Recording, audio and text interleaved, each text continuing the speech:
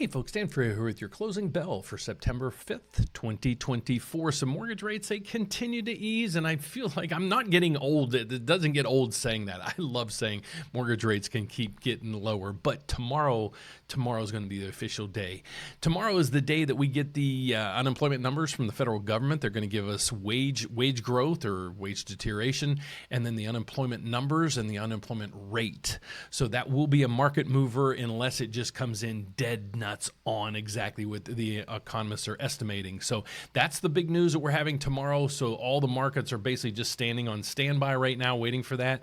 The Dow Jones did drop 200 points, but everything else is completely flat through this area through here. So I want to give you some context. There's an analyst rate through here that's saying that the Federal Reserve should drop 50 basis points. It's going to be hinged on all the numbers that come out tomorrow. So if the numbers are worse, like kind of as bad as the ADP employment numbers today, the Federal Reserve will probably cut 50 basis points because they don't want to be way behind the curve this time. But if the jobs report comes in basically stabilized, they're going to have a 25 basis points cut. So let's take his take on here. I'll kind of go and tell you if I agree or not. Then I'm going to show you what the CME FedWatch tool is telling us, and there's a huge move in that today as well.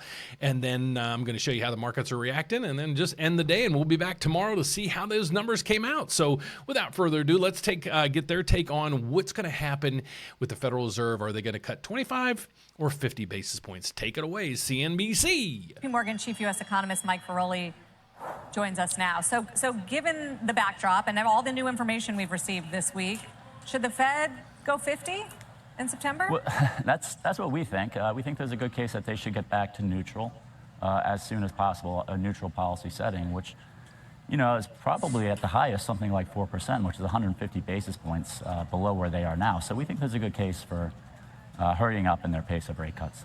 On the other hand, I don't know, services was not too shabby this morning, still an expansion. Jobless claims continue to point to lack of stress in layoffs from corporate America. So 50 might be an overreaction to what is an economy that's clearly softening but not collapsing.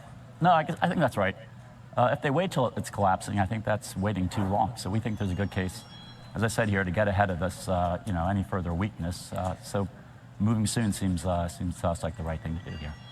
Mike, how do you do 50 and frame it in a way that minimizes the market sense of panic? What would that sound like?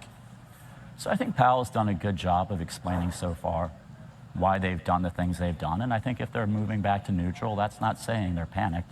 It's saying they want to address both growth and inflation risks more adroitly. What is your sense of the whole softening versus collapsing? The market has become very obsessed, and as I mentioned, hypersensitive to the idea of a growth scare. How fast do you see this unraveling? So we don't think things are unraveling, right? We have an unemployment rate that's been drifting higher. We have job growth that's moderating, and that doesn't call for getting policy rates down to 3 or 2%, but we do think there's no longer a very strong case here to keep policy rates, very restrictive because inflation has, come down quite. He's saying the policy's too restrictive right now. When he's done, I'm going to show you the numbers of what he's referencing. So we'll be right back. Notably, so the rationale I think for staying very restrictive has gotten weaker in recent months, and I think you even saw that as recently as. In the July FOMC meeting, the case was already being made by several participants then for easing policy. So, again, I don't think this is an issue here of the economy collapsing. If it were collapsing, I think you'd have an argument for going more than 50 at the next FOMC meeting. So I think this is really just getting back on sides. And then, if they have to raise, there's nothing wrong with reversing course. But we think, Chair Powell has, as I said, been a very good communicator, even when they've changed courses, pretty rapidly over the past couple of years. In hindsight, that was, a correct decision when they got, quite a bit more hawkish than they had been. Powell was able to explain that, and I think if they have to do, the opposite right now, I think Powell, as I said, has been a very good communicator, and I think he could, talk the market and talk to the public, more importantly, about why it makes sense to be, in a setting that can address developing risks to either inflation or employment. Here, just another educational note. The yield curve inverted, or uninverted, I'll say. The long-term rates are higher than the short-term rates. This happened first time yesterday, so I did a video saying the inverted yield curve. So check that out if you want to find out what the inverted yield curve means, or when the normalization comes back, what that means as well. So sorry about that. Let's continue with this, and then we're going to go over with the CME Fed Watch 2 and all the other stuff. On the other hand, you know they're going to get grief for doing this right before the election, especially if they go on a double. Right, and I know that that doesn't factor. It's all they don't pay attention to that. They do what they have to do, but it's a judgment call here. And also, inflation is still above target, Mike. And I know that the signs are increasingly looking like it's coming back down to earth, but they can't be too sure, and they've been wrong before. Yeah, no, that's fair, and there's no guarantee on anything here. But you know, as Powell has said in the past, if you wait until inflation's already back to 2%, you've probably waited too long. And so there is some, I think, usefulness of having a forecast-based monetary policy. So we're going to leave it at that, because basically they just continue to just go through just some basic questions. So look what happened to the CME Fed Watch tool. All of a sudden it jumped. This number was like in the 50, 60 range. Now it's almost 90% chance the federal funds rate will be about 75 basis points less in November than where we are today. So the numbers right now we're focusing in on with the September rate, when the Federal Reserve comes out, what they're going to do with rates.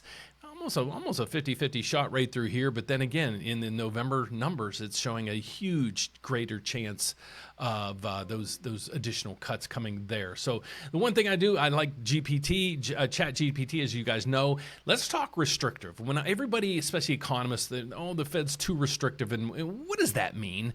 Okay, so basically what they do is they take the federal funds rate, which is right across the top through here. Okay, these are representative in percentages. So 500 means 5%, 525 means 5.25%. Okay, so that's what that means. So the federal funds rate right now is between 5.25 and 5.5. So we're going to use 5.25 in this case. The inflation range, we're going to take the high estimate of 3%.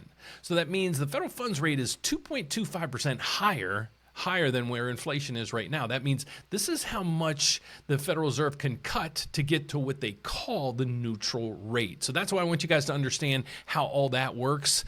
So that's how much they're saying that the Federal Reserve can cut and we still be at neutrality. So that's that part of it. Let's see overall markets doing right now. Like I said, the markets are closed. Dow Jones ended down, but all this is going to be a thing of the past based on tomorrow's jobs report numbers. So that will be the biggest news out for tomorrow. But if you haven't locked in yet, I don't know what you should be doing right now, because that number is, based on the 800,000 jobs we lost last time, plus the ADP numbers today. I'm thinking the number's going to be pretty bad, but I just don't know. So we'll be back tomorrow, and I'll let you know exactly what happened and where the markets took us from there. So thanks so much for watching, guys. My name is Dan Frio. I work at ServBank. If you're in need of a mortgage loan officer, I don't care where in the country you live, because I'm licensed in all 50 states as well as Puerto Rico, and I'd love to help you. So take care. Have a great evening. I'll see you back here first thing tomorrow morning. Take care. Bye-bye.